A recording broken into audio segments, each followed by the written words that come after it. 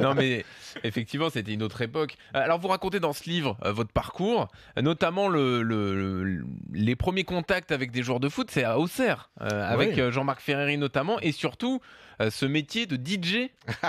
Ça, c'est une histoire quand même magnifique, Ça, avec les joueurs je d'Auxerre. suis pas content après Arnaud Ramsay qui a coécrit le livre avec moi. Je lui avais dit de pas le mettre. Je Ah bon? savais que ça allait me poursuivre. Oui, oui, bah, j'avais des parents qui n'avaient pas les moyens de me payer les études et pour me payer mes études dans un lycée privé catholique, je t'interdis de rire du gars. Ouais. Il fallait travailler hein, pour se payer ses études et je travaillais dans une discothèque située à 50 mètres du stade Abbé Et Deschamps. c'est là que tu as connu les joueurs de foot. C'était la première rencontre avec les joueurs Et de foot. surtout, c'est toi qui signalais l'arrivée de Giroud dans la boîte. Ah, déjà, j'étais. Au micro. Alors non, il y avait un code du gars. Il fallait. Non, parce que si je le disais au micro, de suite, il se faisait pesquer. On avait convenu de mettre une musique particulière. Je mettais un disque particulier et les mecs, ils se barraient par les issues de secours. Et c'est de là qu'est née une relation, notamment avec Jean-Marc Ferreri. Eric Cantona, Joël Batz, tous ces garçons, ouais, de qui je suis resté proche d'ailleurs. Et donc, dans votre métier de journaliste, vous êtes proche des joueurs de manière peut-être plus importante que d'autres journalistes. Et c'est ce qui vous pousse, à un moment donné, à changer de voie, à vous lancer dans le métier d'agent. Ouais, j'en discutais beaucoup lors des mises au vert avec des garçons comme Didier Sénac, qui est responsable du recrutement à Lens et de qui je suis resté très proche. On discutait beaucoup. Marcel Dib, qui était notre partenaire de poker. Ouais.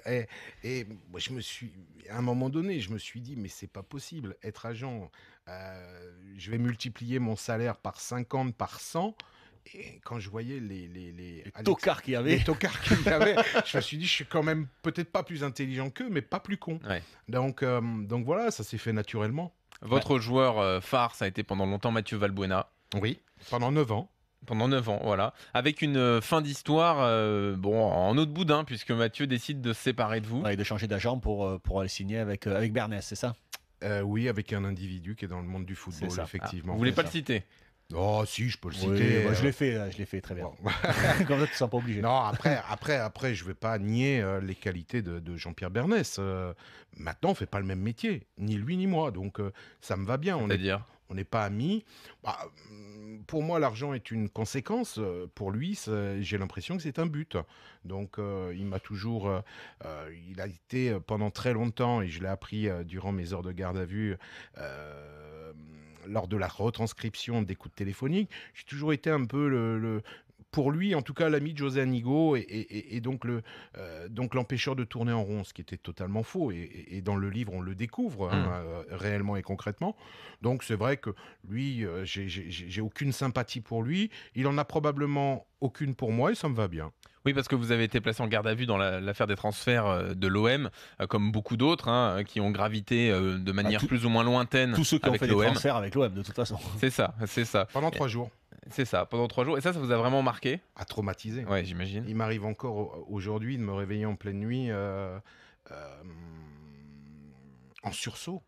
Parce que c'est très traumatisant. Moi, Dugas me connaît. Le parrain de mon fils était procureur de la République à Bordeaux. Je côtoyais beaucoup de magistrats, beaucoup de policiers, de par mes fonctions de journaliste. Beaucoup de faits divers couverts. Complètement. Donc, c'était pour moi un monde... le monde de la voyoucratie était quelque chose qui m'était totalement étranger et qui m'est toujours totalement étranger. Donc, et en plus, j'avais une blague, de mauvais goût d'ailleurs, puisque moi, je disais à qui voulait l'entendre, savez-vous la différence entre vous et moi, lorsque je parlais à un agent? On me répondait non. Je disais tout simplement, vous à 6h du matin, peut-être on viendra chez vous un jour. Chez moi, on viendra jamais. Ouais. Mais ça m'a On est surpris. venu quand même. Ça m'a surpris d'ailleurs quand je t'ai vu embrasser le métier d'agent. Je me suis dit, il va se retrouver dans ce milieu de requins où c'est compliqué, où les mecs ils font de cadeaux à personne. Ça n'a pas dû être facile tous les jours quand même. T'es resté combien de temps agent? Combien de temps ça fait maintenant combien de temps que tu fais Depuis ça? 2004, je suis agent. D'accord. Mais après c'est de tels... Et c'est ce que j'ai voulu aussi montrer dans mon livre, c'est que le football, c'est pas tout pourri. Le football, il n'y a pas que des enfoirés. Il y a des mecs bien, c'est des histoires d'hommes. Donc c'est comme dans des histoires d'amour. Il y a des bons moments, il y a des mauvais moments, il y a des déceptions, il y a des joies.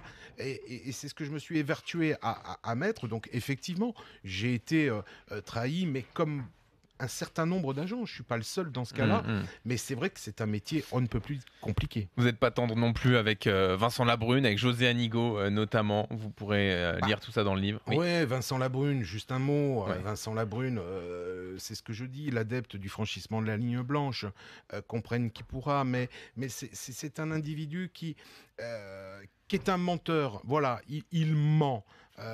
Et il ment à tout le monde. Et c'est ça le problème. Après, il n'est pas obligé d'être ami avec moi, je ne suis pas obligé d'être ami avec lui, mais quand je vois et quand j'ai pris connaissance des retranscriptions des écoutes téléphoniques, pardonnez-moi, non, c'est pas mon ami et effectivement, on n'a absolument rien en commun.